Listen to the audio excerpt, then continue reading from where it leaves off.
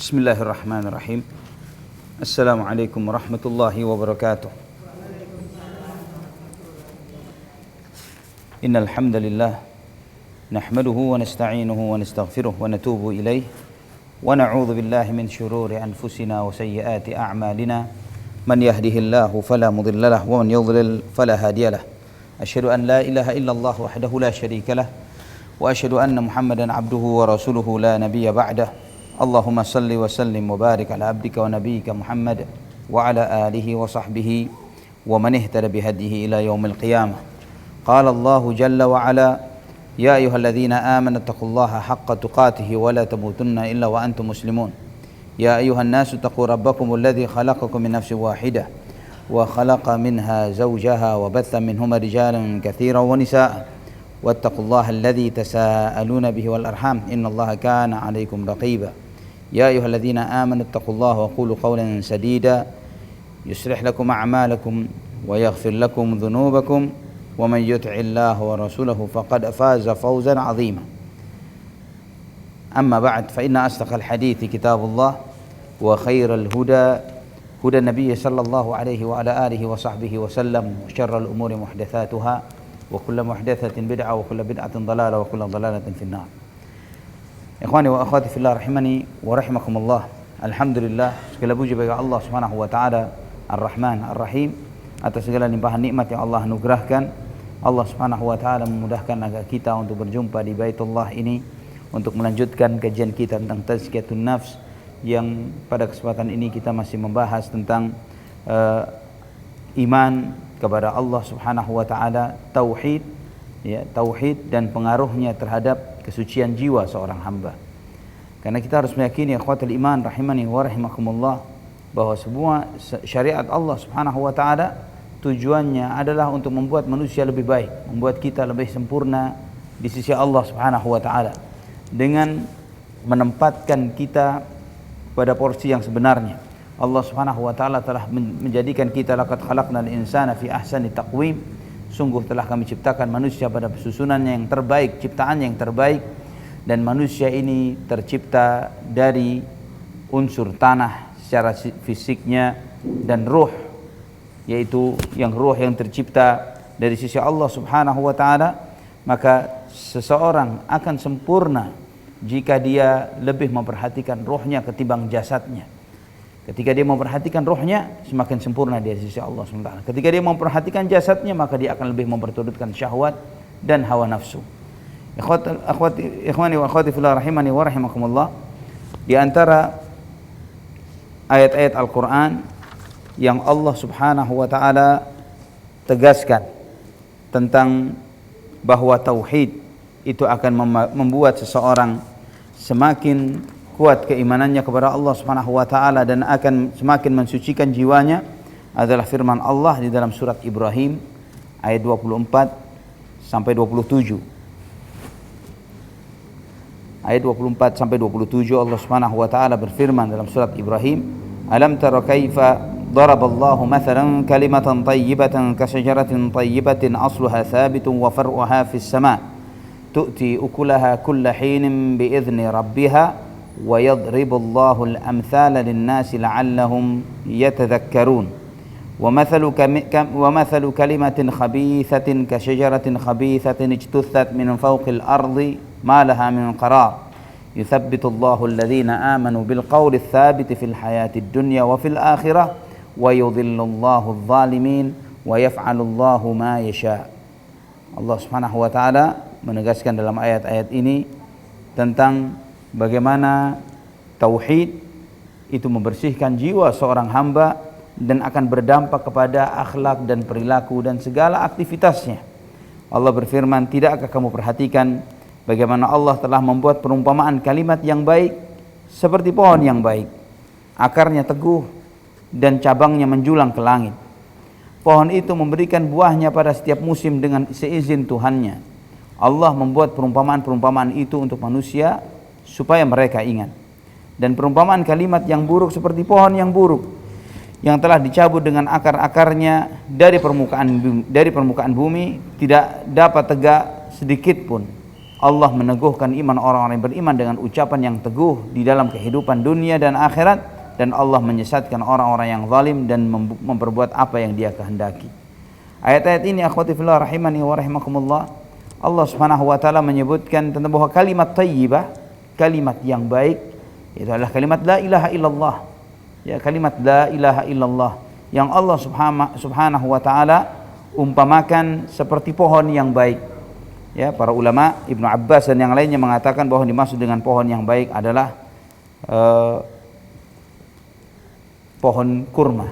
Ya, pohon yang baik adalah pohon kurma, atau di sebagian tafsir mengatakan, Ibnu Abbas juga menyebutkan al-kalimatut thayyibah syahadatu an la ilaha illallah. Ya, kalimat yang baik adalah la ilaha illallah, adapun syajaratun thayyibah adalah pohon kurma. Ikhwani wa akhwati fillah rahimani wa rahimakumullah. Ayat-ayat ini mengajarkan kepada kita bahwa seseorang yang memiliki kalimat tauhid di dalam dirinya, Allah Subhanahu wa taala sebutkan bahwa kalimat ini mengakar dalam hati seorang hamba, dan kemudian batangnya menjulang tinggi ke langit. Ya, batangnya menjulang tinggi ke langit, akarnya mengakar ke bumi dan batangnya menjulang ke langit. Pohon ini memberikan buahnya pada setiap musim dengan izin Tuhannya. Artinya seorang yang beriman kepada Allah Subhanahu wa taala, dengan kemantapan imannya kepada Allah Subhanahu wa taala, dengan itu dia membangun semua amal ibadahnya. Maka buah dari iman adalah tutur kata yang baik, akhlak yang baik, ibadah yang tunduk kepada Allah Subhanahu wa taala. Ini menjadi buah dari orang yang beriman kepada Allah Subhanahu wa taala. Ayat-ayat ini mengaitkan antara ketauhidan dengan akhlak dan perilaku seorang hamba. Bahwa seorang yang beriman kepada Allah Subhanahu wa taala tidak mungkin dia akidahnya benar tapi akhlaknya tidak benar. Jika ini yang terjadi, maka bukanlah itu menunjukkan bahwa orang itu memiliki akidah yang benar. Akidah yang benar mengharuskan ibadah yang benar kepada Allah Subhanahu wa taala, mengharuskan akhlak yang benar. Ketika dia paham akan kalimat la ilaha illallah, paham akan kalimat Muhammadur Rasulullah sallallahu alaihi wasallam, maka menimbulkan konsekuensi untuk menjalankan konsekuensi dari dua kalimat syahadat itu di dalam kehidupannya sehari-hari, di dalam akhlak dan perilakunya, di dalam ibadahnya kepada Allah Subhanahu wa taala, mengedepankan apa yang dikedepankan oleh Allah Subhanahu wa taala dan Rasulnya, selalu demikian. Adapun perumpamaan yang berikutnya yang Allah Subhanahu wa taala berikan adalah perumpamaan kalimat yang buruk, ya, dari ayat yang ke-26, dan perumpamaan kalimat yang buruk seperti pohon yang buruk yang telah dicabut dengan akar-akarnya dari permukaan bumi dan tidak dapat tetap atau tegak sedikit pun. Inilah kalimat kesyirikan. Mereka di atas kebimbangan, tidak memiliki kekokohan, pelin-pelan, tidak jelas. Itulah hakikat orang-orang musyrik yang menyekutukan Allah Subhanahu wa taala. Mereka ini tidak memiliki keteguhan sikap karena mereka hidup di dalam kebimbangan, kebingungan, kesesatan. Mereka jauh dari fitrah yang bersih, yang benar, yang telah Allah Subhanahu wa taala gariskan bagi hamba-hambanya. Maka inilah cerminan hidup orang yang beriman dan cerminan hidupnya orang-orang musyrik. Akhwati fillah rahimani wa rahimakumullah, ayat yang lainnya yaitu dalam surat Al-Hajj. Surat Al-Hajj ayat 30 dan 31.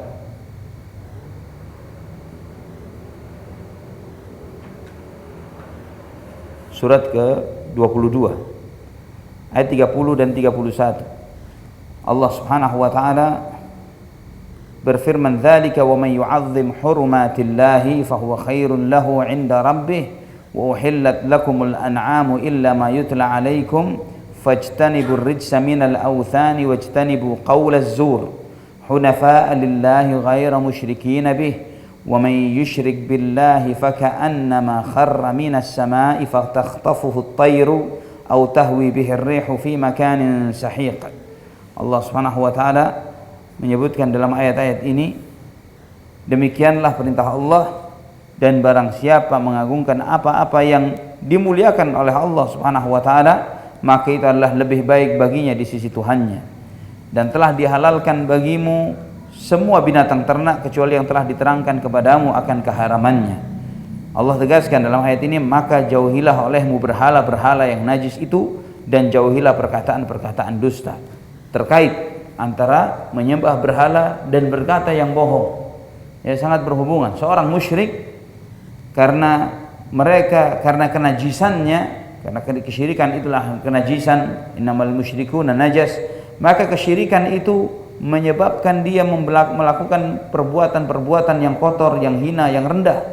Di antaranya adalah perkataan-perkataan dusta, dan tidak ada perkataan lebih dusta ketimbang perkataan syirik, yaitu ketika menisbatkan ketuhanan, menisbatkan uluhiyah atau rububiyah atau hak-hak yang mutlak hanya milik Allah dinisbatkan kepada selain Allah Subhanahu wa taala. Maka di ayat-ayat ini Allah mengingatkan fajtanibur rijsa minal authani wajtanibu qaulaz zur, dan maka jauhilah olehmu berhala-berhala yang najis itu, dan jauhilah perkataan-perkataan dusta.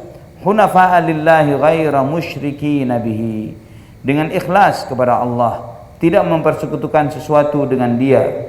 Dan Allah menegaskan wa may yusyrik billahi faka'annama kharra minas sama', maka barang siapa yang menyekutukan Allah Subhanahu wa taala, maka seakan-akan dia seolah-olah dia jatuh dari langit lalu disambar oleh burung, lalu diterbangkan angin ke tempat yang jauh. Allah Subhanahu wa taala mengumpamakan iman tauhid itu seperti seorang di atas langit. Yaitu di atas langit ini luas, tidak ada batasnya, lapang. Sedangkan kesyirikan itu diumpamakan seperti jatuh dari tempat yang lapang ini jatuh ke bumi. Ini menunjukkan betapa rendahnya kesyirikan dan betapa tingginya tauhid kepada Allah Subhanahu wa taala. Seorang yang melakukan kesyirikan seakan-akan dia jatuh dari langit, sehingga memotong-motong tubuhnya, merusak fisiknya, dan dihempaskan oleh angin ke tempat yang jauh, atau dia dicabik-cabik oleh binatang, oleh burung. Maka ikhwatal iman rahimani wa rahimakumullah, di ayat ini Allah Subhanahu wa taala menunjukkan betapa mulianya tauhid seorang hamba, bahwa seorang yang bertauhid kepada Allah Subhanahu wa taala, dia hidup di kelapangan, lapang dadanya, tidak sempit karena kesyirikan. Dia lapang karena dia bergantung hanya kepada Allah Subhanahu wa taala. Dan ayat ini juga ditafsirkan Nabi kita sallallahu alaihi wasallam ketika beliau sallallahu alaihi wasallam menafsirkan tentang ruhnya orang-orang musyrik. Bagaimana ruhnya orang-orang musyrik ini ketika diminta untuk menaikkan ke atas langit, minta dibukakan pintu langit, maka malaikat-malaikat penjaga pintu langit dunia tidak mau membukakannya. Tidak mau membukakannya, dan kemudian ruh itu dilemparkan ke bumi. Dilemparkan ke bumi sampai dikembalikan ke jasadnya, kemudian dibangkitkan oleh malaikat Munkar dan Nakir. Ditanya oleh malaikat Munkar dan Nakir, siapa Tuhanmu, siapa nabimu, kitab sucimu, dan dia tidak bisa menjawab. Maka diazablah dia di kuburnya, dihimpit kuburnya, disempitkan kuburnya, ya, sampai tulang rusuknya bertemu satu dengan yang lainnya. Kemudian dibukakan pintu-pintu neraka sehingga sampai kepadanya uapnya dan panasnya api neraka yang melelehkan dan membakar dirinya terus menerus seperti itu, siang dan malam, tidak ada henti-hentinya sampai yaumul qiyamah. Allahul musta'an, wala haula wala quwata illa billah. Ini kesempitan hidup di dunia akibat kesyirikan, kesempitan hidup di akhirat juga akibat kesyirikan, dan kelapangan hidup di dunia karena tauhid kepada Allah, seperti seorang berada di atas langit, kelapangan yang di Allah Subhanahu wa taala berikan kelapangan kepadanya. Kemudian ayat yang lain Allah Subhanahu wa taala menyebutkan bahwa hatinya orang beriman adalah hati yang paling lapang, karena dia hatinya terisi akan keimanan kepada Allah Subhanahu wa taala, ketauhidan kepada Allah Subhanahu wa taala. Maka bergantungnya, tawakalnya, berharapnya mutlak hanya kepada Allah Subhanahu wa taala, bukan kepada yang lainnya, yaitu firman Allah Subhanahu wa taala di dalam surat Al-An'am ayat 125. Surat Al-An'am ayat 125. Allah Subhanahu wa taala berfirman, "Faman yuridillahu an yahdiyahu yashrah sadrahu lil Islam, wa man yurid an yudhillahu yaj'al sadrahu dayyiqan harajan ka'annama yas'adu fis sama'. Kadzalika yaj'alullahu ar-rijsa 'alal ladzina la yu'minun." ayat ini Allah Subhanahu wa taala menyebutkan barang siapa yang Allah menghendaki akan memberikan kepadanya petunjuk, niscaya Allah akan melapangkan dadanya untuk memeluk dinul Islam. Seorang memeluk dinul Islam dilapangkan dadanya oleh Allah Subhanahu wa taala. Ini kondisinya orang beriman kepada Allah Subhanahu wa taala. Allah Subhanahu wa taala lapangkan dadanya dengan Islam, Allah terangi jalan hidupnya dengan dinul Islam, Allah Subhanahu wa taala menganugerahkan kepadanya segala kebaikan.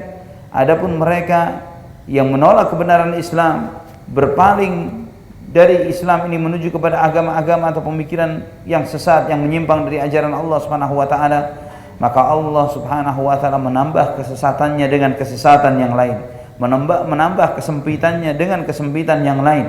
Maka diumpamakan oleh Allah Subhanahu wa taala di dalam ayat ini, dan barang siapa yang dikehendaki Allah kesesatannya, niscaya Allah menjadikan dadanya sesak lagi sempit, seolah-olah ia sedang mendaki langit. Ya, seorang itu semakin menaiki tempat dataran tinggi, kadar oksigen itu semakin sedikit. Semakin naik, semakin sedikit kadar oksigennya. Semakin naik, semakin sedikit kadar oksigennya. Maka di antara para ulama kontemporer ada yang menempatkan ayat ini sebagai salah satu mukjizat ilmiah yang ada di dalam Al-Quran. Karena Nabi SAW tidak pernah melakukan penelitian bahwa seseorang ketika menaiki dataran yang semakin tinggi, kadar oksigen tempat tersebut semakin sedikit. Demikian pula apalagi ketika kita melewati atmosfer bumi, sudah tidak ada lagi udara sama sekali. Ya, namun ayat ini Allah Subhanahu wa taala menyebutkan seakan orang-orang mendaki langit. Di saat itu sudah tidak ada oksigen, sempit dadanya, tidak bisa bernafas. Begitulah Allah menimpakan siksa kepada orang-orang yang tidak beriman. Allah Subhanahu wa taala menimpakan siksa kepada mereka yang tidak beriman kepada Allah Subhanahu wa taala. Demikianlah ayat ini, ikhwani wa akhwati fillah rahimani wa rahimakumullah. Seorang yang beriman dilapangkan dadanya oleh Allah Subhanahu wa taala, ditambahkan petunjuk bagi mereka, ditambahkan hidayah oleh Allah Subhanahu wa taala, semakin diterangi cahaya kehidupannya oleh Allah. Ya, di ayat yang lain di dalam surat Muhammad ayat 17 Allah menegaskan akan makna ini, walladzina ihtadaw zadahum hudaw wa atahum taqwahum. Dan orang-orang yang mendapatkan petunjuk, ditambah petunjuknya oleh Allah, dan Allah tambahkan ketakwaan kepada mereka. Orang yang mengikuti petunjuk Allah, Allah akan menambahkan petunjuk kepada hamba tersebut, dan Allah Subhanahu wa taala mudahkan bagi hamba tersebut untuk beriman, semakin tunduk kepada Allah Subhanahu wa taala, asal dia memiliki keikhlasan. Semakin ikhlas, semakin dimudahkan oleh Allah Subhanahu wa taala untuk beribadah, semakin dimudahkan untuk menerima petunjuk, dimudahkan untuk mendapatkan hidayah, terus demikian.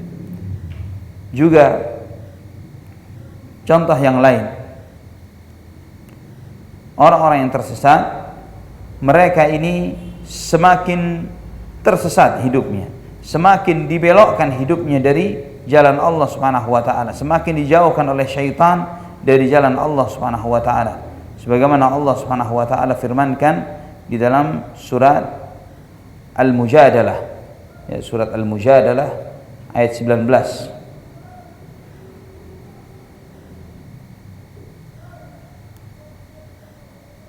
Surat Al-Mujadalah ayat 19, Allah berfirman, istahwadha alaihimus syaitanu fa'ansahum dzikrallah ulaika hizbus syaitan ala inna hizbas syaitani humul khasirun. Setan telah menguasai mereka. Ya, surat Al-Mujadalah ayat 19, setan telah menguasai mereka lalu menjadikan mereka lupa mengingat Allah. Mereka itulah golongan syaitan, hizbus syaitan. Ulaika hizbus syaitan ala inna hizbas syaitani humul khasirun. Ketahuilah bahwa sesungguhnya golongan syaitan ialah golongan yang merugi. Masih banyak sekali ayat-ayat Al-Quran yang menyebutkan seseorang yang hatinya cenderung tersesat semakin disesatkan oleh Allah. Ya, di awal surat Al-Baqarah, fi qulubihim maradun fazadahumullahu maradun. Di dalam hati mereka ada penyakit, ditambah penyakitnya oleh Allah Subhanahu wa taala. Juga di awal surat As-Saff, ya, Allah berfirman, falamma zahu azaghallahu qulubahum. Ketika mereka tersesat, maka semakin dibelokkan hatinya oleh Allah Subhanahu wa taala. Karena dikuasai oleh syaitan, semakin terjauhkan dari mengingat Allah, itulah golongan-golongannya syaitan, dan golongan syaitan itu pasti merugi. Ini di antara ayat-ayat yang menyebutkan bahwa seorang yang beriman, yang bertauhid, yang bertauhid kepada Allah Subhanahu wa taala, lapang dadanya karena keimanan kepada Allah. Ini contoh yang ketiga. Yang keempat, ayat Al-Quran yang menyebutkan orang yang beriman semakin disucikan hatinya oleh Allah, semakin kesucian hati itu berdampak terhadap akhlak dan perilakunya. Dan orang musyrik sebaliknya, yaitu firman Allah di dalam surat An-Nur, surat An-Nur ayat 39 dan 40.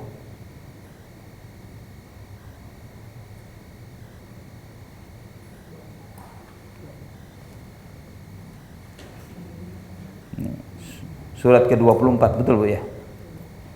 Ayatnya ayat 39 dan 40. Allah Subhanahu wa taala berfirman, "Walladzina kafaru a'maluhum kasarabin biqi'atin yahsabuhu adh-dhama'anu ma'a hatta idza ja'ahu lam yajidhu shay'an wa wajada Allah 'indahu fawaffahu hisabah wallahu sari'ul hisab." أو كظلمات في بحر اللجي يغشاه موج من فوقه سحاب ظلمات بعضها فوق بعض إذا أخرج يده لم يكد يراها ومن لم يجعل الله له نورا فما له من نور. Subhanallah. Ayat-ayat ini Allah Subhanahu wa taala menyebutkan, dan orang-orang kafir amal mereka ini seperti fata morgana di tanah yang datar, fata morgana di tanah yang datar, yang disangka air oleh orang-orang yang dahaga. Tetapi bila didatanginya air itu, dia tidak mendapati sesuatu pun, dan didapatinya ketetapan Allah di sisinya. Lalu Allah memberikan kepadanya perhitungan amal-amal dengan cukup, dan Allah adalah sangat cepat perhitungannya.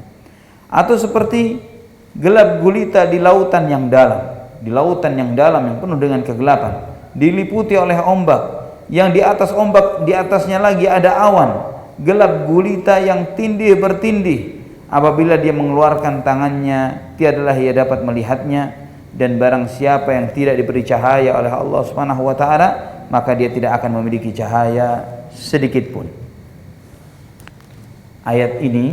Dua ayat ini menyebutkan kepada kita tentang dua karakternya orang musyrik. Ya, ada dua jenis orang musyrik atau dua jenis orang kafir. Orang kafir pertama adalah orang kafir yang mengajak kepada kekafiran. Ya, itu ayat yang ke-39. Orang kafir yang mengajak kepada kekafiran mereka. Dia mengajak, mempropagandakan, menawarkan kebenaran menurut pemahaman mereka. Mereka mengajarkan bahwa keyakinan mereka benar. Mereka mengajarkan bahwa ibadah mereka benar. Mereka mengajarkan bahwa apa yang mereka sampaikan itu adalah suatu kebenaran. Namun pada hakikatnya yang mereka anggap kebenaran tidak lain adalah fata morgana. Dia mengira bahwa dengan fata morgana itu bisa menghilangkan rasa dahaganya manusia. Ya, antum perhatikan bagaimana orang-orang musyrik ketika menawarkan kekafirannya, kesyirikannya, kemunafikannya. Mereka ini seakan-akan sebagai penasehat yang sangat dapat dipercaya, seakan-akan mengajak kepada kebaikan, padahal kesyirikan adalah kesyirikan. Orang-orang Nasrani yang menawarkan kristenisasi kepada kaum muslimin, Allahul musta'an. Kita lihat apa yang mereka tawarkan. Ya, jika seorang muslim beristiqamah di atas agama Allah Subhanahu wa taala, tidak ada satupun yang membuat kita silau terhadap orang musyrik. Tidak ada satupun dari orang Nasrani. Apa yang mereka tawarkan? Kebersihan, kita jauh lebih bersih dari mereka. Setiap sholat kita harus wudu. Ya, di kita ada syariat mandi wajib. Ya, setiap habis hubungan suami istri junub ada syariatnya sendiri. Mereka hubungan suami istri nggak ada aturan apa-apa kalau untuk ke gerejanya. Tidak ada aturan menutup aurat yang seperti apa. Tidak ada seperti itu. nggak ada aturannya. Tidak ada ajaran khitan misalnya, tidak ada sama sekali. Ya, kebersihan bersih. Nabi SAW mengajarkan at-tahuru syatrul iman, kebersihan itu separuh dari keimanan. Orang-orang Nasrani tidak punya itu. Kemudian di dalam masalah ibadah, paling tidak seminggu sekali mereka ini. Itu pun tidak wajib. Ya, kalau sempat datang, kalau nggak sempat nggak masalah. Ya, tidak mengandung konsekuensi hukum wajib. Kalau ditinggalkan berdosa, kalau diperintahkan mendapatkan pahala. Kita sehari 5 kali ibadah kita kepada Allah Subhanahu wa taala. Apalagi mereka tawarkan? Tauhid dibandingkan dengan Trinitas sama sekali tidak sebanding. Ya, kita dengan mudahnya menjelaskan kepada anak-anak kita yang baru belajar tentang qul huwallahu ahad, Allahus samad, lam yalid wa lam yulad wa lam yakul lahu kufuwan ahad. Allah itu esa, Allah itu satu. Allah itu tempat bergantung kita kepada Allah Subhanahu wa taala. Allah tidak butuh makhluknya, kita sangat butuh kepada Allah Subhanahu wa taala. Allah tidak seperti manusia yang ada orang tuanya dan juga beranak, tapi Allah tidak beranak dan tidak diperanakkan. Artinya tidak memiliki orang tua, tidak memiliki bapak dan ibu, dan pula tidak memiliki anak. Tidak mungkin Allah Subhanahu wa taala memiliki anak, karena segala sesuatu bergantung kepada Allah Subhanahu wa taala. Ya, jika seseorang memiliki keturunan, artinya orang itu membutuhkan kepada keturunannya, dan Allah tidak butuh siapapun. Walam yakun lahu kufuwan ahad, dan tidak ada sesuatu pun yang sekufu, yang setara dengan Allah Subhanahu wa taala. Ini akidah yang mulia ini jika dibandingkan dengan kesyirikan sama sekali tidak sebanding. Kita tanya kepada orang Nasrani, siapa Tuhan kamu? Tuhan kamu 3 ya? Enggak, Tuhan kita enggak 3. 1. Ya, 1 tapi 3. Ya. Apa itu? Trinitas. 3 Tuhan tapi 1, 1 tapi 3. Inilah kebohongan yang paling besar yang ada di muka bumi. 1 ditambah 1 ditambah 1 sama dengan 1. Ya, tidak ada kebohongan yang lebih parah ketimbang ini. Ini yang diajarkan oleh orang-orang Nasrani, dan mereka mengira bahwa apa yang mereka ajarkan sebagai suatu kebenaran, juru selamat, keselamatan, kebahagiaan, kedamaian. Pada hakikatnya semua itu adalah fata morgana. Fata morgana, sia-sia. Seseorang semakin mendekat ke sana, dia kira akan mendapatkan air, tapi dia tidak mendapatkan apapun. Sebagaimana Allah firmankan di ayat ini, yang disangka air oleh orang-orang yang dahaga, tetapi bila didatanginya air itu, dia tidak mendapati sesuatu apapun di sana. Subhanallah. Ini keadaan siapapun yang menyekutukan Allah Subhanahu wa taala besar dan kecilnya. Semakin besar syiriknya, semakin tertipu dengan fata morgana kesyirikan tersebut. Semakin besar kedahagaannya, dan semakin dia tersiksa kehidupannya dunia dan akhirat. Ya, karena dia jauh dari kebahagiaan, karena hatinya kosong dari tauhid kepada Allah Subhanahu wa taala. Dan kondisi yang kedua, ayat yang ke-40, Allah Subhanahu wa taala menyebutkan tentang pengekor-pengekor kesyirikan. Orang-orang awam yang mengikuti kesyirikan tokoh-tokoh mereka. Jadi mereka mengikuti jejak-jejak kekufuran kesyirikan yang diajarkan oleh pendeta-pendeta mereka, imam-imam kesyirikan dan kekufuran tersebut. Ya, Allah Subhanahu wa taala menggambarkan betapa gelapnya hati-hati mereka. Hati yang gelap, Allah tutup hati mereka, dan bertambah kegelapan itu di atas kegelapan yang dahsyat, sebagaimana digambarkan oleh Allah Subhanahu wa taala seperti kegelapan yang ada di dalam lautan yang dalam. Allah Subhanahu wa taala gambarkan kegelapan yang di dalam lautan yang dalam, satu demi satu bertumpuk. Inilah hatinya orang kafir yang mengekor kekufuran nenek moyang mereka. Mereka tidak tahu siapa yang membimbing mereka, apakah benar atau salah. Mereka tidak tahu mau kemana. Silahkan antum tanya kepada orang musyrik, kepada orang Nasrani, orang Yahudi, siapapun mereka, tujuan anda hidup di dunia ini apa? Untuk apa? Apa jaminan agama anda adalah agama yang benar? Sederhana, saya sering diskusi sama orang-orang Nasrani itu sejak kelas 1 SMA. Satu SMA saya sering dialog sama pendeta. Saya sering nanya kepada mereka itu dengan pertanyaan yang buat saya sering saya tanyakan ke mereka itu, saya sampaikan, Pak, kalau Bapak bisa menunjukkan ke saya bahwa Yesus itu datang membawa agama Kristen, Yesus datang membawa agama Kristen, Bapak bisa tunjukkan ayatnya di Injil, saya masuk Kristen. Ini dahsyat, ini tantangannya. Ya. Kalau Bapak bisa menunjukkan bahwa Yesus datang ke dunia untuk mengajarkan agama Kristen, ada ayatnya di Injil Anda, saya ikut Kristen. Jadi agama Kristen dari mana dong sumbernya? Kita tanya balik kepada mereka, dari mana sumbernya? Bukan dari Yesus. Bukan dari Yesus. Agama mereka ini tidak bersumber dari ajaran yang benar. Ya, demikian pula kalau misalnya orang-orang Yahudi, kita tanya, apakah benar Nabi Musa alaihissalam itu beragama Yahudi? Kalau mereka mengatakan benar, adakah ayatnya di dalam kitab Taurat Anda, ya, di dalam perjanjian lama di kitab Taurat Anda bahwa Nabi Musa alaihissalam membawa agama Yahudi? Mereka tidak akan pernah mampu menunjukkannya. Mereka hanya ikut-ikutan saja, ngekor, hanya mengikuti. Mereka tidak tahu mau kemana, dan bertambah kegelapan itu bagi mereka. Oleh Allah Subhanahu wa taala digambarkan di sini bagaimana kegelapan yang ada di dalam gelapnya lautan ditumpuk lagi dengan adanya awan di atas mereka. Yang Allah Subhanahu wa taala sebutkan bahwa gelap gulita yang tindih, yang tumpang tindih satu dengan yang lainnya, ya, dengan yang di atasnya ada awan. Sampai Allah Subhanahu wa taala menegaskan bagaimana gelapnya mereka, gelapnya kehidupan mereka. Apabila dia mengeluarkan tangannya, maka dia tidak akan dapat melihatnya. Ya, dengan adanya awan ini, manusia, seorang yang taklid sebetulnya masih ada petunjuk. Orang yang mengikuti sebetulnya ada petunjuk. Ya, orang yang di kegelapan malam, kalau masih tidak ada awan, masih dia bisa memanfaatkan bintang sebagai penunjuk jalan. Dia bisa memanfaatkan. Sebagian orang bisa mengetahui bahwa memanfaatkan bintang sebagai petunjuk mata angin. Di mana utara, selatan, barat, timur, dia bisa mengetahuinya dengan bintang itu. Namun ketika gelap, ketika tidak ada awan, maka hilanglah peran yang satu ini. Mereka sudah tidak mengetahui arah, tidak bisa mendapatkan petunjuk. Ditambah lagi oleh Allah Subhanahu wa taala bagaimana seorang yang berada di dalam kegelapan yang gelap gulita ini, kemudian ditambah lagi dengan turunnya hujan yang deras, dengan adanya petir dan kilat, sudah tersesat, tertanam ketakutan di dalam hatinya. Tertanam ketakutan di dalam hatinya, kekhawatiran, kegalauan karena kesesatan mereka. Ini gambaran yang mendalam bagaimana keadaan orang-orang kafir dan akibat apa yang mereka yakini. Bahwa di dalam hati mereka, mereka berpindah dari satu kegelapan ke kegelapan yang lain.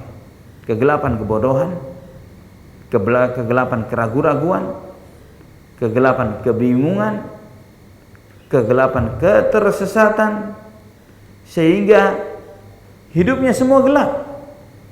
Tutur katanya gelap, amal perbuatannya gelap, jalan hidupnya gelap, akhirnya pun kegelapan juga. Wal'iyadzubillah. Maka tempat yang paling gelap itu adalah neraka jahanam.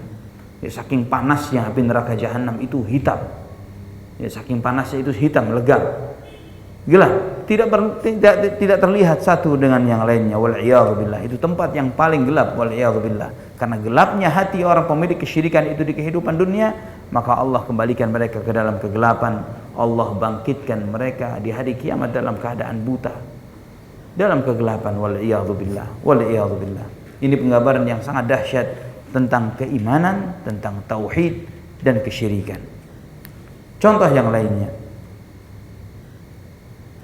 yaitu firman Allah di dalam surat Az-Zumar.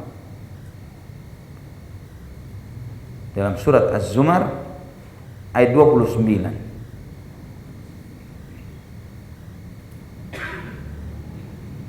Surat ke-39 ayat 29.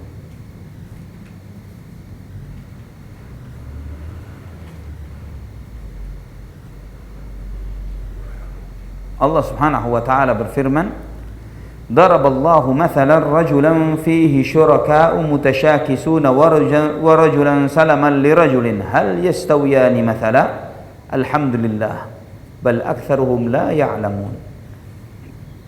Allah membuat perumpamaan, yaitu seorang laki-laki, ya, seorang budak atau karyawan yang dimiliki oleh beberapa orang yang berserikat, yang bekerja sama, yang dalam perselisihan, ya, ada satu orang karyawan dari banyak bos. Bos yang satu sama bos yang lainnya lagi berkelahi, lagi masalah. Yang A maunya begini, yang B maunya begitu. Ya, perumpamaan orang musyrik.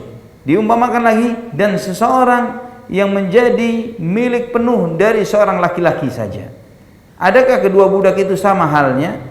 Segala puji bagi Allah, tetapi kebanyakan mereka tidak mengetahui. Allah Subhanahu wa taala di dalam ayat ini memberikan perumpamaan tentang hamba yang bertauhid kepada Allah dan dan seorang yang melakukan kesyirikan. Orang yang bertauhid seperti seseorang yang melayani satu tuan, karyawan yang melayani atau pembantu yang melayani seorang tuan, yang ketika dia mencari keridhaan sang tuannya ini dengan mudahnya, karena tuannya satu orang saja, apa yang dia lakukan sesuai dengan kemauan sang tuannya tersebut. Dan ketika dia mentaati tuannya, dia memberikan kebahagiaan kepada sang tuannya tersebut, dia bisa mengharapkan imbalan yang baik dari sang tuannya. Ini perumpamaan orang yang bertauhid kepada Allah Subhanahu wa taala. Ya, dengan segala potensi yang dia miliki, ketaatannya kepada Allah Subhanahu wa taala jelas, sangat jelas apa yang dilakukan, tujuannya, apa yang mau dikerjakan, kapan dia mendapatkan imbalan, kapan dia akan mendapatkan hukuman, konsekuensi dia jelas, karena bosnya satu-satunya. Beda dengan orang musyrik. Orang musyrik diumpamakan oleh Allah Subhanahu wa taala seperti seorang budak yang dimiliki oleh banyak tuan. Yang tuannya ini punya maunya sendiri-sendiri. Kalau dia menuruti maunya si A, maka si B akan protes. Kenapa kamu berbuat seperti itu? Ketika dia menurutin si B, maka si A akan protes. Kenapa kamu melakukan seperti ini? Maka dia hidup di antara kebimbangan satu dengan yang lainnya. Dan dia tidak mendapatkan kejelasan. Kapan dia akan mendapatkan penghargaan, kemuliaan, penghormatan? Dia tidak mendapatkan kejelasan seperti itu. Ini perumpamaan tauhid dan perumpamaan orang yang berbuat syirik. Orang yang bertauhid kepada Allah Subhanahu wa taala, hatinya hidup dengan petunjuk dari Allah Subhanahu wa taala. Hatinya bergantung kepada pertolongan Allah Subhanahu wa taala semata, karena mereka meyakini dengan tauhid rububiyah, yaitu Allah Subhanahu wa taala satu-satunya Tuhan yang berhak disembah. Dialah satu-satunya pencipta, pemilik yang menguasai seluruh alam semesta. Manfaat dan madarat hanyalah di tangan Allah Subhanahu wa taala. Yang baik adalah di tangannya, yang buruk adalah di tangannya. Maka tidaklah berharap kecuali hanya kepada Allah Subhanahu wa ta'ala semata. Adapun orang musyrik, sekali waktu dia tunduk kepada syahwat dan hawa nafsunya. Sekali waktu dia tunduk kepada kemauan sesembahan-sesembahannya selain Allah Subhanahu wa ta'ala. Maka seringkali dia hidup di dalam kebimbangan, ketidakjelasan, mana benar, mana baik, mana buruk, tidak jelas. Dan kebimbangan yang dialami oleh seorang yang bertauhid kepada Allah Subhanahu wa ta'ala terjadi adalah akibat dia lebih cenderung memperturutkan kata hatinya, bukan kata Allah dan Rasulnya.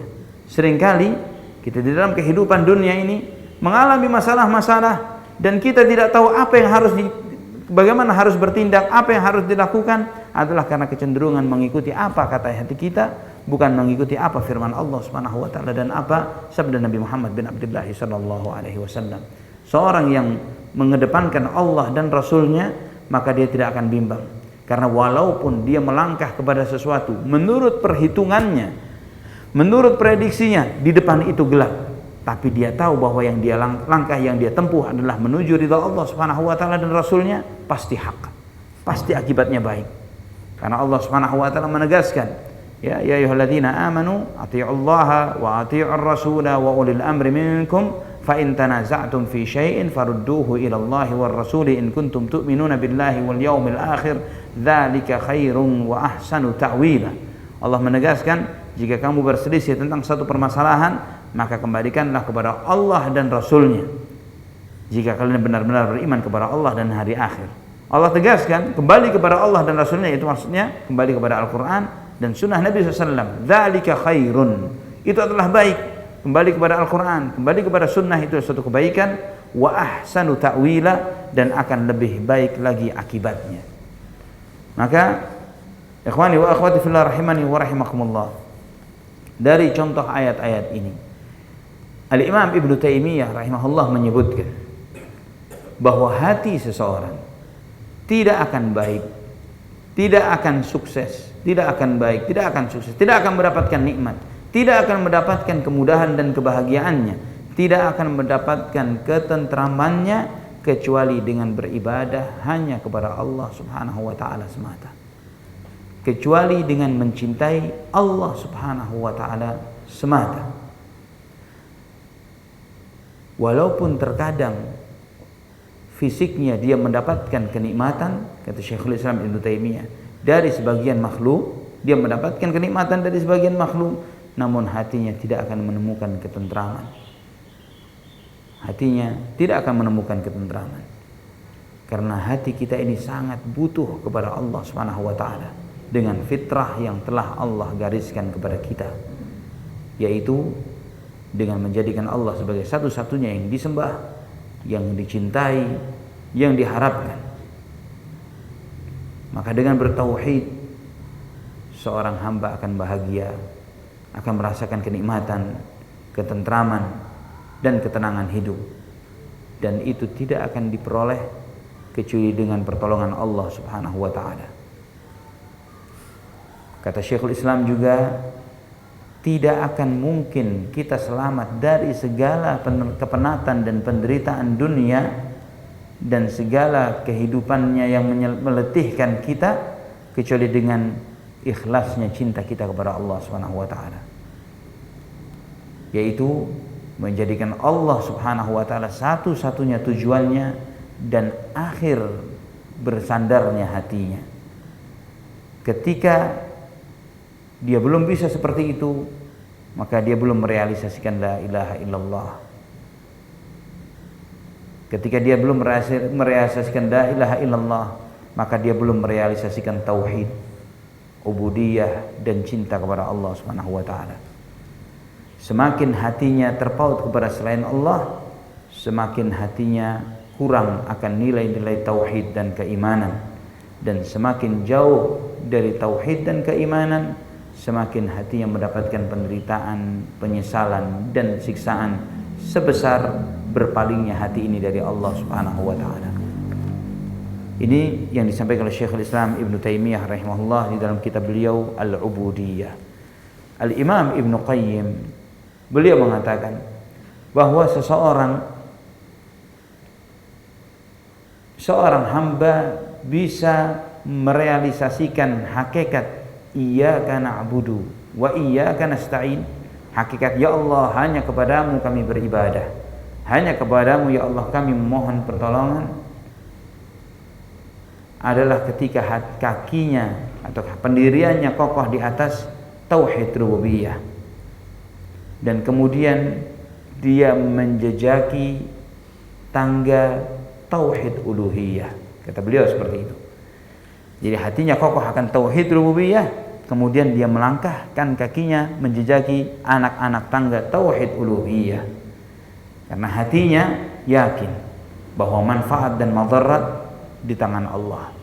Yang memberi dan yang tidak memberi Allah Subhanahu wa taala.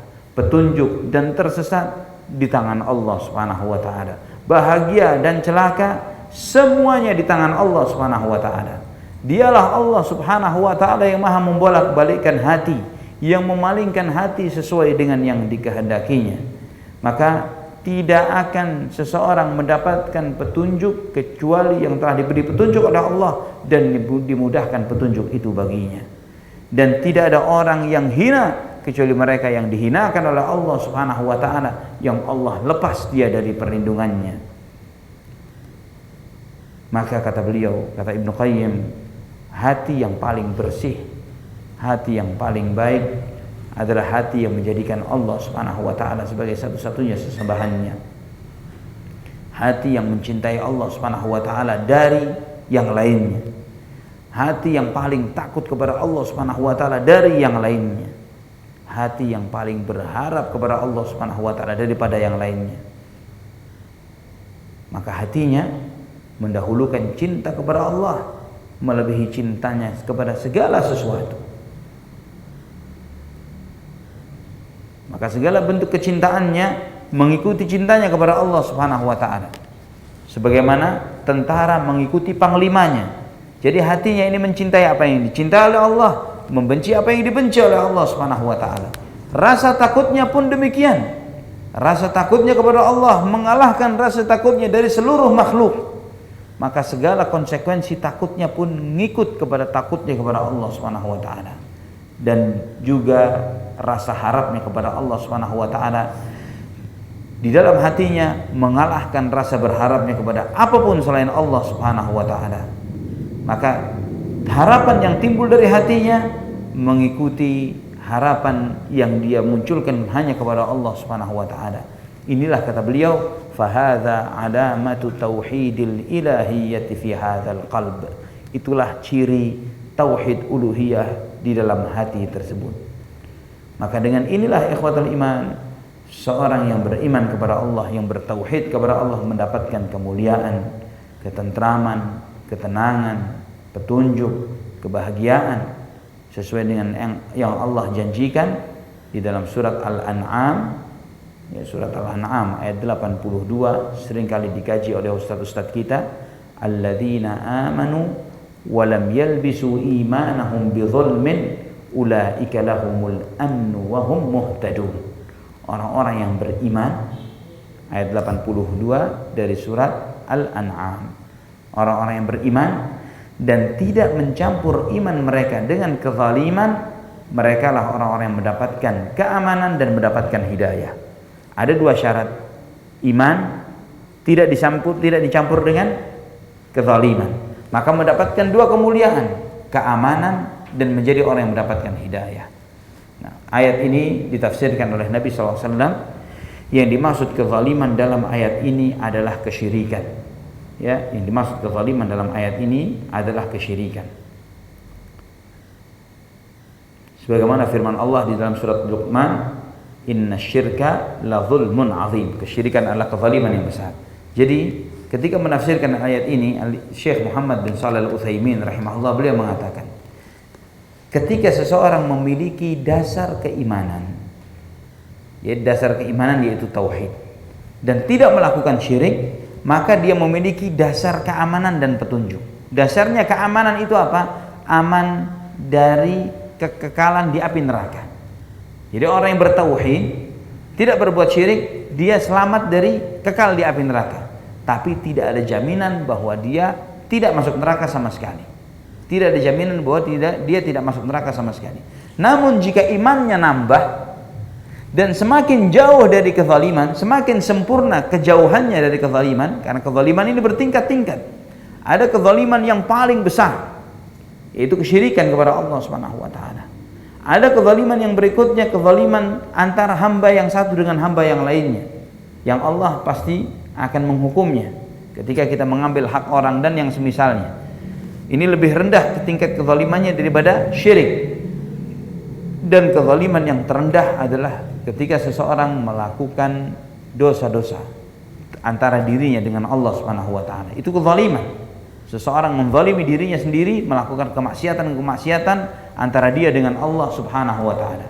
Semakin dia bersih dari segala jenis kezaliman ini, semakin dia sempurna sifat-sifat keimanannya, semakin tinggi tingkat keamanan dan semakin tinggi tingkat petunjuk yang Allah berikan kepada hamba tersebut. Semakin saleh dia, semakin aman hidupnya, aman dunia, aman akhirat. Semakin dekat dengan Allah, semakin terlindungi kehidupannya di dunia dan di akhirat, dan semakin dia mendapatkan petunjuk. Ini harus kita jaga. Semakin jika kita mengingat ikhwatul iman, dan ini tidak lepas dari iyyaka na'budu wa iyyaka nasta'in, ibadah dan pertolongan. Hanya kepadamu kami beribadah, ya Allah, hanya kepadamu kami mohon pertolongan. Kadar ibadah kita seperti apa, demikian pula kadar pertolongan Allah Subhanahu wa taala. Ya, jika sering minta tolong kepada Allah tapi tidak menambah kadar ibadah kita, ya, ibadahnya segitu-segitu saja, tapi pertolongan yang kita harapkan dari Allah seperti yang seperti yang diharapkan oleh para aulia Allah, tidak akan sama. Sebagaimana ibadah kita, seperti itulah pertolongan Allah Subhanahu wa taala. Dan semakin tinggi pertolongan seorang hamba, pertolongan Allah kepada seorang hamba, maka konsekuensinya semakin tinggi pula kualitas ibadahnya kepada Allah. Maka tidak ada hamba yang lebih dijaga oleh Allah melebihi Nabi kita Muhammad SAW. Sebagaimana tidak ada seseorang yang lebih tinggi ibadahnya sebagaimana Nabi kita Muhammad SAW. Beliau hamba yang maksum, yang terjaga dari kesalahan, yang dilindungi oleh Allah Subhanahu wa taala dunia dan akhirat. Maka konsekuensinya beliau menjadi orang yang paling beribadah kepada Allah Subhanahu wa taala. Ini bukti realisasi dari iyyaka na'budu wa iyyaka nasta'in. Ini contoh ayat-ayat yang menjelaskan korelasi atau hubungan antara tauhid dengan kesucian jiwa. Secara khusus, ikhwani wa akhwati fillah, adalah tauhid asma was sifat. Bismillah.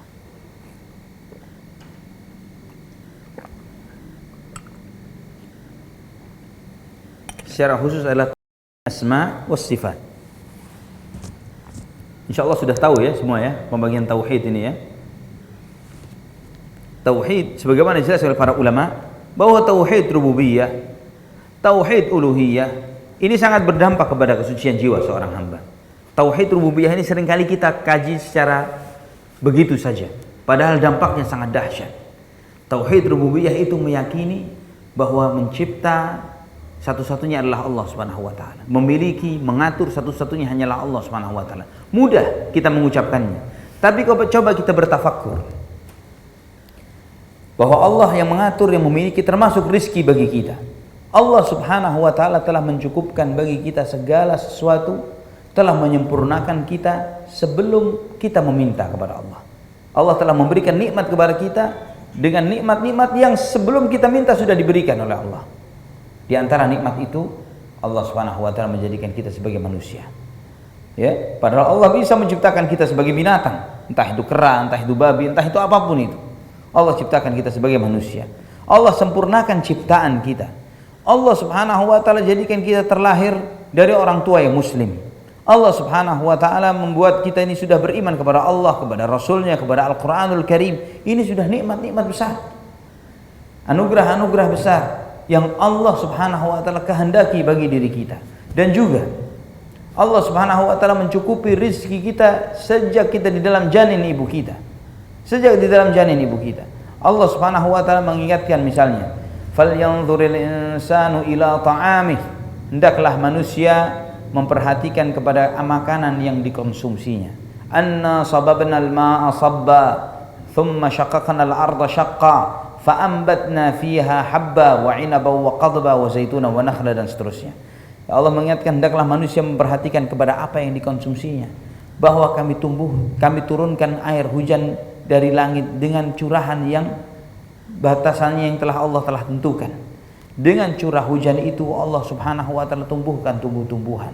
Allah Subhanahu wa taala mencukupi rizki kita dan rizki seluruh makhluk dari jenis tumbuh-tumbuhan. Ya, dan jenis tumbuh-tumbuhan ini kita menyadari ikhwatal iman bahwa tumbuh-tumbuhan itu tidak akan tumbuh hanya membutuhkan air saja, tapi dia butuh air, dia butuh tanah, dia butuh apa lagi? Karbon dioksida, betul ya? Yang pernah belajar sekolah dulu, ya, butuh karbon dioksida. Dari mana karbon dioksida diperoleh? Nafas yang kita buang. Yang kita buang diambil oleh tumbuh-tumbuhan itu. Diproses oleh tumbuh-tumbuhan, dia produksi oksigen. Untuk siapa oksigen itu? Kita manusia. Tidak cukup sampai di sana. Kalau tanaman itu tidak kena sinar matahari, dia tidak akan tumbuh dengan baik. Dia butuh sinar matahari. Dia butuh sinar matahari. Makhluk yang diciptakan oleh Allah Subhanahu wa taala dengan ketetapannya sekian ribu atau juta kilo dari bumi kita ini. Sesuai dengan ketetapannya. Maju 1 senti terbakar semua muka bumi ini. Mundur 1 senti beku bumi ini. Subhanallah. Allah telah tentukan kadarnya. Subhanallah. Ini adalah tauhid rububiyah. Kalau kita berpikir akan tauhid rububiyah dari ciptaan Allah yang lainnya, dari ciptaan Allah yang ada pada diri kita, wa fi anfusikum afala tubsirun, pada dirimu apakah kalian tidak memperhatikan bagaimana sistem pernafasan kita, sistem reproduksi kita, sistem makan dan pencernaan kita, berapa ribu enzim yang Allah Subhanahu wa taala makhluk yang ada di dalam tubuh kita ini. Berapa banyak makhluk yang hidup di dalam tubuh kita ini, dari yang single cell sampai multi cell, semuanya diciptakan oleh Allah Subhanahu wa taala, dan Allah yang menanggung rizkinya semua. Ini tafakkur tentang tauhid rububiyah. Subhanallah, itu akan melahirkan kecintaan kita kepada Allah Subhanahu wa taala. Termasuk dalam hal ini ikhwani wa akhwati fillah rahimani wa rahimakumullah adalah tauhidul asma'i was sifat. Tauhid al asma' was sifat. Kita Ahlus Sunnah wal Jamaah meyakini bahwa kita wajib beriman terhadap semua nama dan semua sifat yang ditetapkan oleh Allah Subhanahu wa taala untuk zatnya. Demikian pula semua nama dan semua sifat yang ditetapkan oleh Nabi kita Muhammad sallallahu alaihi wasallam untuk Allah Subhanahu wa taala. Tanpa harus kita merubah-rubahnya, tanpa harus menolaknya, tanpa harus mengandai-andaikannya atau menyerupakannya dengan makhluk. Ini sepakat para ulama ahlu sunnah. Tidak boleh kita menolak sifat Allah. Tidak boleh kita merubah-rubah maksud dari yang sebenarnya. Tidak boleh kita menghayalkan Allah maha melihat, maha mendengar. Seperti apa ya penglihatannya? Nggak boleh. Haram. Itu dosa hukumnya. Dan apalagi menyerupakannya dengan makhluk. Maka seorang muslim yang bertauhid kepada Allah Subhanahu wa taala, yang mereka meyakini bahwa Allah Subhanahu wa taala memiliki nama-nama Allah, nama-nama dan sifat-sifatnya yang menimbulkan rasa cinta kita kepada Allah. Karena kita meyakini bahwa Allah memiliki nama-nama yang baik. Walillahil asmaul husna fad'uuhu biha. Sebagaimana firman-Nya di dalam surat Al-A'raf ayat 180. Allah Subhanahu wa taala memiliki nama-nama yang baik, maka berdoalah kalian kepada Allah Subhanahu wa taala dengan menyebutkan nama-nama yang baik itu. Kecenderungan kita, ikhwani wa akhwati fillah rahimani wa rahimakumullah, jika ada seseorang memiliki akhlak dan perilaku yang baik, walaupun kita nggak kenal dengan orang itu, kita cenderung cinta kalau dengar beritanya. Ada si fulan di negeri tertentu, misalnya di Arab Saudi misalnya, di sana dia dermawan sekali, jamaah haji dia kasih makan berkontainer-kontainer, dia begini, dia begitu, dia membangun masjid sekian ratus, sekian ribu masjid. Walaupun kita nggak tahu orangnya, kita langsung masya Allah orang itu orang baik, dan kecenderungan hati mencintainya. Padahal belum tentu kebaikannya sampai ke kita, belum tentu kebaikannya kita rasakan. Apalagi Allah yang memiliki segala sifat yang maha terpuji, segala nama-nama yang baik dan sifat-sifat yang maha terpuji. Terlebih lagi segala kebaikan Allah Subhanahu wa taala kita rasakan. Segala kebaikan Allah Subhanahu wa taala sampai kepada kita. Setiap nikmat yang ada pada diri kita dari Allah Subhanahu wa taala. Bahkan karena Allah lah ada orang-orang yang dikirim oleh Allah untuk berbuat baik kepada kita. Misalnya kita ada masalah, punya masalah hutang misalnya. Pernah kan Bu punya hutang? Nggak pernah? Masya Allah. Pernah punya hutang dan pernah nyoba mau ngutang ke seseorang, ada masalah mau ngutang ke seseorang tapi nggak ngasih. Ya, orang itu nggak ngasih hutangnya. Kemudian kita gelisah sampai ada orang mau ngasih ke kita. Ada orang yang mau berbuat baik kepada kita. Pada hakikatnya orang yang berbuat baik kepada kita itu bukan orang itu yang baik. Allah yang menggerakkan hatinya untuk menolong kita. Allah yang menggerakkan hati orang tersebut untuk menolong kita. Kita ini tidak lebih seperti penjaga gudang. Seperti penjaga gudang yang kita ini ditugasi, nanti kalau ada si fulan datang kasih sekian ya. Kalau ada si fulan datang kasih sekian ya. Ya, apakah itu bentuknya sedekah, apakah itu bentuknya jual beli, apakah itu bentuknya pinjaman, apakah itu dan yang lain sebagainya. Kita hanya menyalurkan apa yang telah Allah Subhanahu wa taala telah tetapkan untuk kita. Harta yang kita terima ini akan ke siapa? Kita hanya mengikuti apa yang diperintah oleh Allah Subhanahu wa taala. Yang menggerakkan hati Allah Subhanahu wa taala. Jadi orang lain yang berbuat baik kepada kita pada hakikatnya bukan orang itu, tapi yang menggerakkan hatinya sehingga orang itu mau berbuat baik kepada kita. Dialah Allah Subhanahu wa taala. Maka semakin kita kenal betapa baiknya Allah kepada kita dan kehidupan kita, akan membuat kita semakin cinta kepada Allah Subhanahu wa taala.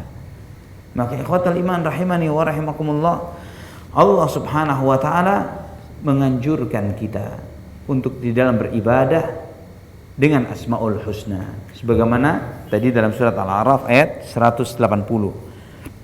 Juga firman Allah di dalam surat Al-Isra ayat 110. Surat Al-Isra ayat 110. Qul ud'ullaha aw ud'ur rahman ayyamma tad'u falahul asmaul husna. Katakanlah, silakan kalian berdoa kepada Allah atau kalian berdoa kepada Ar-Rahman, siapapun yang kalian seru, sesungguhnya miliknya lah nama-nama yang baik. Ketika seorang menyeru ya Allah atau dia menyeru ya Rahman, ya Rahim, ya Malik, ya Quddus, ya Salam, yang dia seru adalah Allah Subhanahu wa taala. Yang dia minta hanyalah Allah Subhanahu wa taala. Karena Allah Subhanahu wa taala memiliki banyak nama. Berapa nama Allah? Di antaranya 99. Bukan 99, di antaranya adalah 99 nama.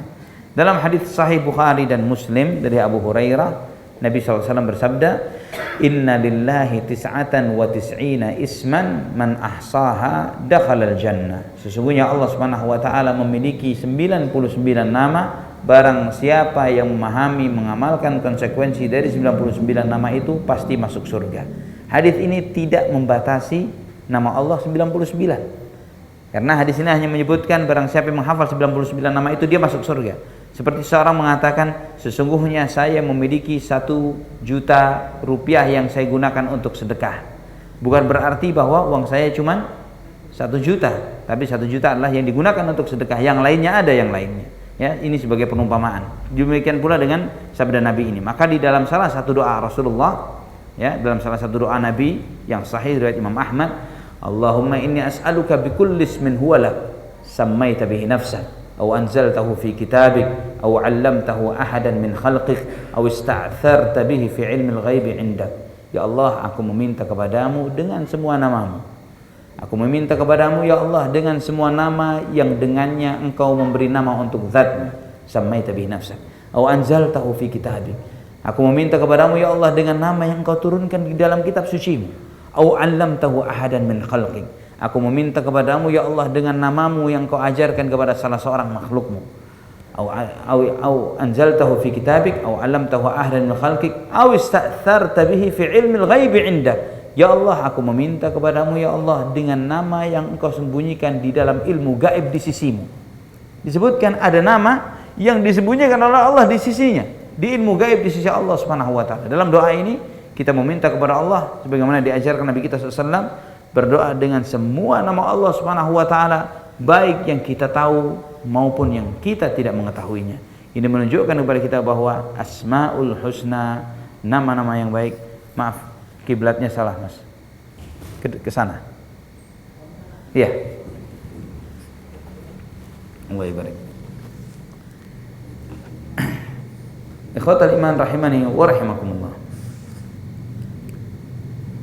Al-Imam Ibn Qayyim Al-Jauziyah rahimahullah, beliau mengatakan maksud dari man ahsaha dakhalal jannah, barang siapa yang menghitung-hitungnya masuk surga. Maksudnya menghitung-hitung Asmaul Husna adalah mengetahui, mempelajari Asmaul Husna. Ya, karena ilmu adalah dasar dari segala sesuatu.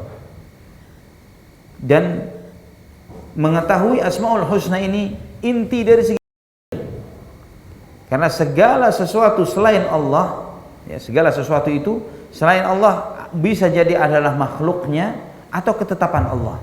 Selain Allah itu adalah makhluknya Allah atau ketetapan Allah Subhanahu wa taala. Ketetapan maksudnya adalah perintah maupun larangan. Ya, itu bukan makhluk. Adapun makhluk yang lain adalah makhluknya Allah Subhanahu wa taala. Sedangkan sumber makhluk atau penciptaan dan ketetapan Allah semuanya bersumber dari Asmaul Husna.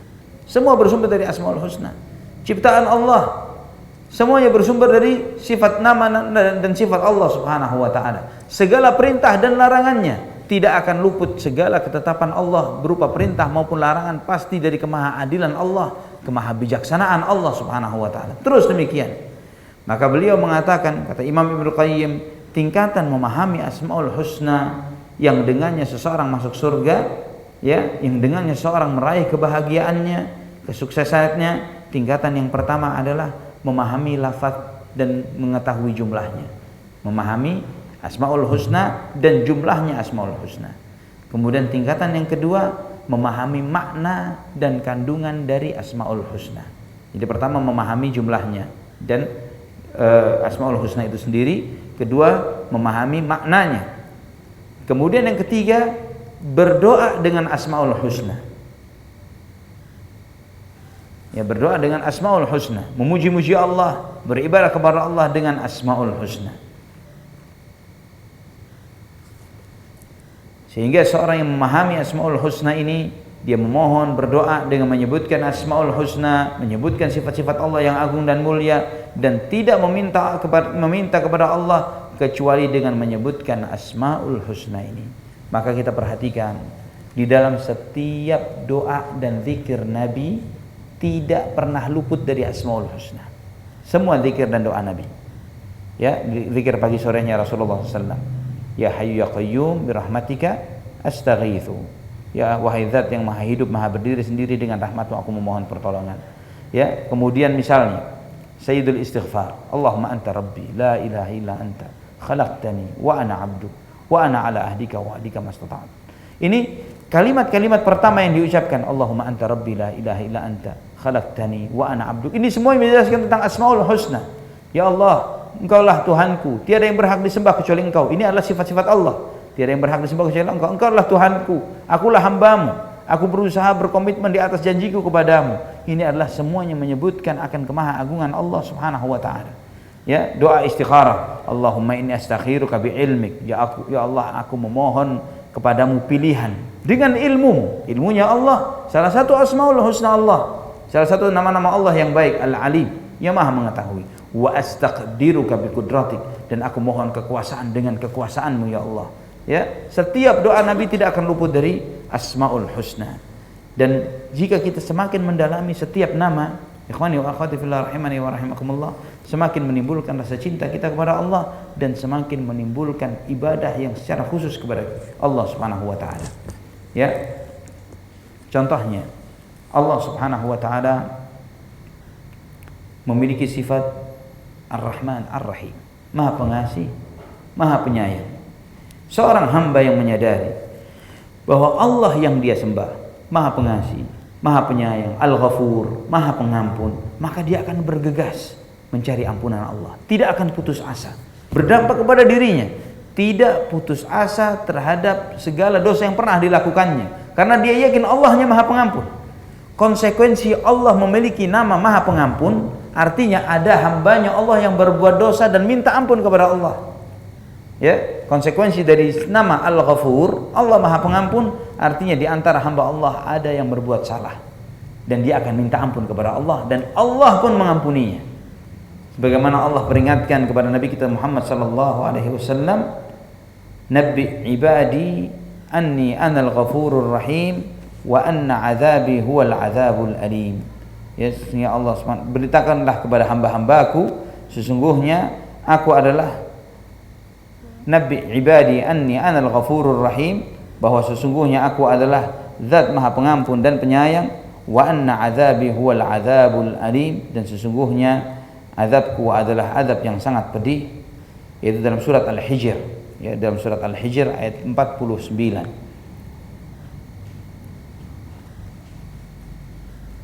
Dalam surat Al-Hijr ayat 49 Allah berfirman, "Nabbi ibadi anni anal ghafurur rahim." Ayat 50-nya, "Wa anna azabi huwal azabul alim." Beritahukan kepada hamba-hambaku, sesungguhnya aku adalah zat Maha Pengampun dan Maha Penyayang, dan sesungguhnya azabku adalah azab yang sangat pedih. Dua ayat ini mengajarkan bahwa Allah Subhanahu wa taala mendahulukan sifat rahmannya, sifat kasih sayangnya sebelum sifat azabnya. Rahmatnya Allah mendahului murkanya Allah. Allah tidak serta-merta menghukum seseorang karena dosanya. Karena kalau karena berbuat dosa langsung diazab oleh Allah, enggak tersisa apapun di muka bumi. Langsung habis manusia ini.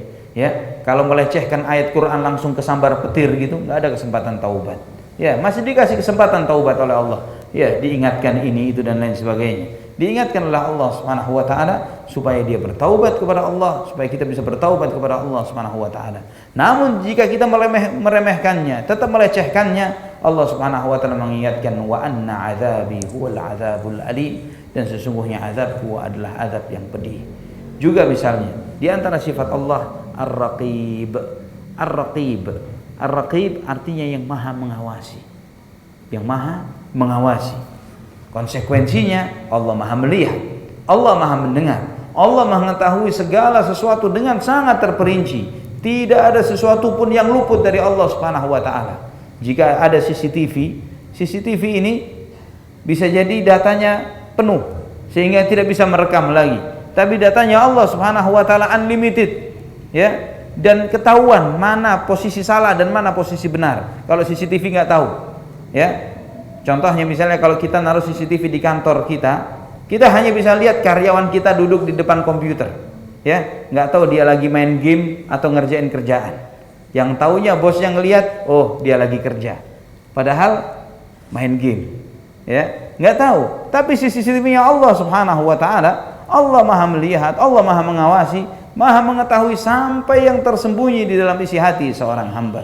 Maka dengan demikian menimbulkan apa? Kehati-hatian seorang hamba dalam menjalani kehidupan, kehati-hatian di dalam berucap, kehati-hatian dalam berperasaan. Ya, dia tahu bahwa perasaannya ini tidak tersembunyi dari Allah Subhanahu wa taala. Allah lillahi ma fis samawati wa ma fil ard wa in tubdu ma fi anfusikum aw tukhfuhu yuhasibkum bihillah. Jika kamu tampakkan apa yang ada di dalam dirimu atau kamu sembunyikan, dihisab oleh Allah Subhanahu wa taala. Allah Maha tahu. Alimun bidzatis sudur, Maha mengetahui apa yang ada di dalam dada seseorang. Ya'lamu kha'inatal a'yun wa ma tukhfis sudur. Allah Subhanahu wa taala Maha mengetahui pengkhianatan mata dan apa yang disembunyikan di dalam dada seseorang. Maka ikhwatal iman rahimani wa rahimakumullah, semakin kita kenal Asmaul Husna, semakin akan timbul ubudiyah kita kepada Allah, semakin akan timbul peribadatan kita kepada Allah Subhanahu wa taala. Semakin seorang hamba menyadari bahwa tidak ada sesuatu pun yang tersembunyi dari Allah. Segala urusan kita, hajat kebutuhan hidup kita, dunia akhirat, maslahat madaratnya kita, kapan kita akan mendapatkan kebaikan, kapan kita terjerumus ke dalam suatu mara bahaya, semuanya di tangan Allah Subhanahu wa taala. Jika hakul yakin ada dalam hati kita, semakin tambah yakin akan hal ini, maka semakin kita bersandar kepada Allah Subhanahu wa taala.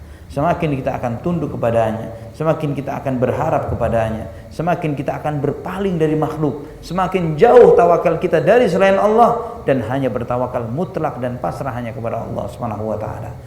Terus demikian, hati semakin tunduk, fisik semakin tunduk dan berusaha untuk memperbaiki diri terus menerus sesuai dengan pemahaman dia terhadap Allah Subhanahu wa taala.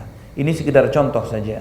Kalau ingin mengetahui lebih dalam tentang bagaimana mendalami Asmaul Husna yang membuahkan ibadah kepada Allah, silahkan baca di antara buku yang bagus tentang hal ini, Fikih Asmaul Husna yang ditulis oleh Syekh Abdul Razzaq bin Abdul Muhsin Al-Abbad. Ya, Syekh Abdul Razzaq bin Abdul Muhsin Al-Abbad, beliau menulis buku Fiqhul Asmaul Husna. Cukup bagus, cukup Masya Allah. Saya sempat membahasnya beberapa waktu yang lalu di Wesal TV, tapi belum selesai rekamannya, belum selesai sampai 99 nama karena total rekaman itu harus kurang lebih 45 episode mungkin. Ya, membahas tentang Asmaul Husna karena setiap nama, setiap satu kajian dua nama Allah Subhanahu wa taala. Kita membahas apa konsekuensi dari nama Allah, lafzul jalalah, apa keutamaan dari lafzul jalalah ini, apa buah ibadah bagi seseorang yang meyakini bahwa Allah yang disembahnya adalah Allah Subhanahu wa taala. Apa makna dari lafaz Allah? Ibadah apa yang bisa kita lakukan dengan lafaz Allah dan yang semisal. Wallahu a'lam bishawab. Sangat mendalam sebagaimana yang disampaikan oleh salah satu buku yang cukup ringkas dan cukup baik tentang hal ini, yaitu Fiqhul Asmaul Husna, Fikih Asmaul Husna. Sudah ada terjemahannya juga. Sudah ada terjemahannya ditulis oleh Syekh Abdul Muhsin Al-Abbad hafizahullah taala. Ini ikhwatal iman rahimani wa rahimakumullah. Insyaallah pada kesempatan akan datang kita akan membahas tentang ittiba secara khusus, ya. Jadi dua pilar Islam adalah tauhid dan ittiba. Kalau tauhid realisasi dari la ilaha illallah, yang kedua adalah ittiba realisasi dari Muhammadur Rasulullah. Ya, secara khusus kita membahas ittiba dan hubungannya dengan tazkiyatun nafs. Ya. Karena syahadat ini semakin seseorang semakin benar syahadatnya, semakin akan memperbaiki dirinya dengan cara yang paling benar, dengan shortcut yang paling singkat, cara yang paling mudah untuk semakin mendekatkan diri kepada Allah. Kenapa demikian? Karena dengan ittiba kita tidak mengikuti contoh-contoh yang tidak jelas.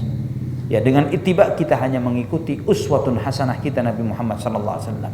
Benar yang benar menurut Nabi kita sallallahu alaihi wasallam, yang salah adalah yang salah menurut Nabi kita Muhammad sallallahu alaihi wasallam. Apa yang diamalkan oleh beliau kita ikuti, tidak diamalkan, tidak dicontohkan oleh beliau kita akan jauhi, walaupun akal, perasaan, hati kita mengatakan itu adalah sesuatu yang baik. Wallahu a'lam bishawab. Ini ikhwani wa akhwati fillah, kesempatan kita pada kesempatan ini.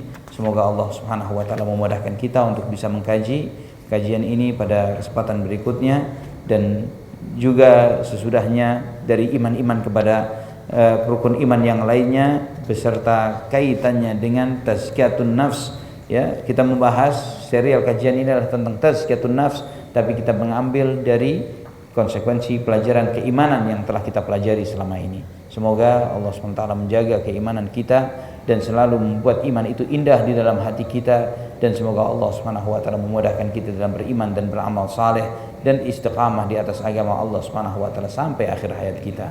Amin ya rabbal alamin. Aqulu qouli hadza